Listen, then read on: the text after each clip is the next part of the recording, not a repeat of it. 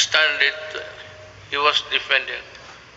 I would like to ask Drilon, were you a part of ACRA when this contract of Ayala Water was being drafted? And why are you fumigating? Bakit kasi ikaw lang ang galit? Nasabi mo na dynasty. You are a hypocrite.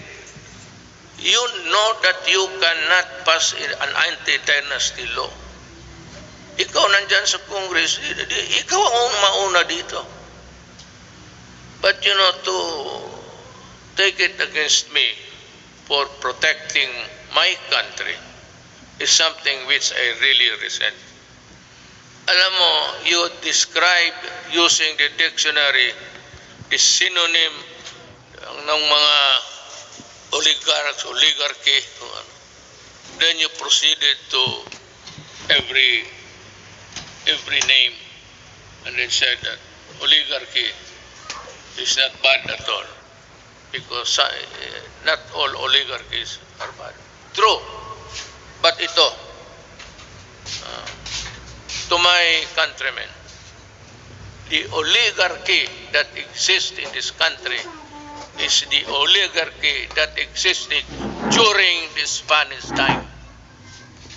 And the Spanish lands and the friar lands and all the benefits that were passed on to the insulares who did not go back to Spain or to the Spaniards long ago, it has been forgotten.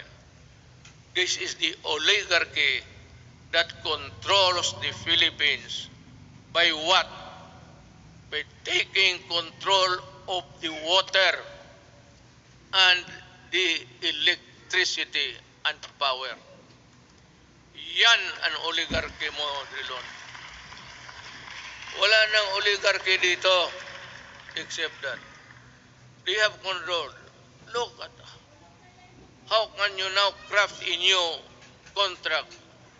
Because I would insist that you pay the billions and billions that you collected. For example, water treatment. Oh, nandyan sa kontrata. It's in the billing.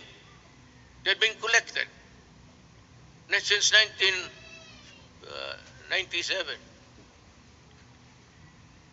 Ilang bilyon na nga wala ni isa. Not even a faucet was built for a water treatment facility. Yan ang mahirap sa you do not protect the oligarchs here. You are the one, ikaw lang mag-isa. And I suspect that you were also the one or help when you were there in the Accra. We do not even know ang mga abogado sa public documents. Hindi nga alam. Hindi natin alam kung nakagraduate pa o hindi. Wala. Would you think Ayala would get the services of those? Ayala got Accra. Accra did it. Ikaw galing ka doon. Most of you, more successful lawyers sa corporation. You handle big corporate. Yan ang mahirap. O, pangga tayo dito. Hinawakan ninyo eh. Hindi ka pwede kayo.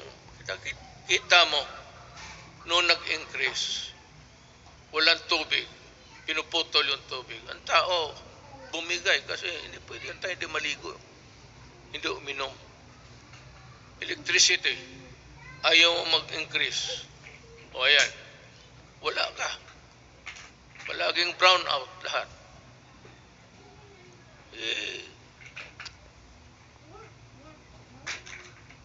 I'm sorry, but I have to say this to you.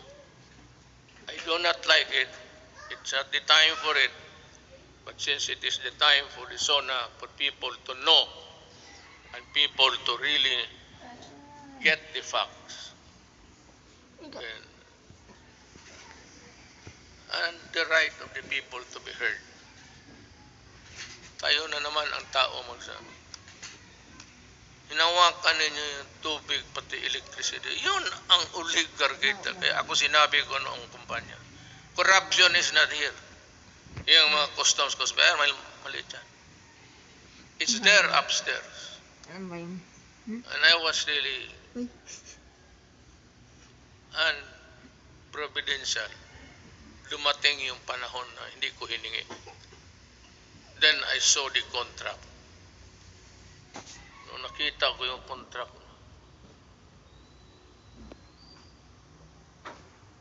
tsaka yung linya na yung choice